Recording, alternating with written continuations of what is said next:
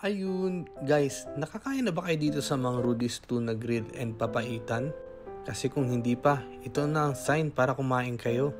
Bali dito nga pala kami nag-lunch. Hindi ko sinusubukang pumasok dito. Akala ko kasi mahal.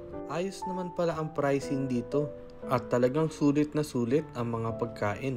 Hindi kayo mabibigo dahil talagang napakasarap. Tumatanggap nga din pala sila dito ng card at GCash. Meron pa silang CR na may bidet. Ito nga pala ang kanilang menu.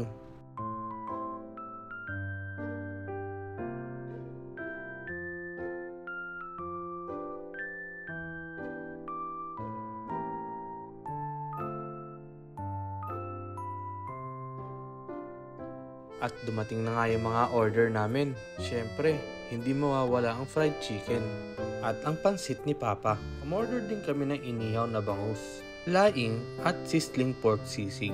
Panalo lahat ng na-order namin, guys. Itong fried chicken nila kakaiba. Hindi siya crispy.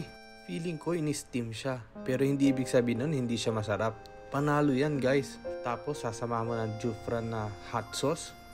Panalo. Yung sizzling pork sisig din nila, hindi crispy. Pero, solid na solid ang laman. Hindi siya puro chicharon lang. Ginamit ko na nga yung 19 grams ko na carbs para lang matikman itong pancit mix nila. At ayos na ayos naman. Ang pinaka-recommended ko dito ay yung laing la. The best. So, ayun. Try nyo na. Ayun lang. Bye-bye!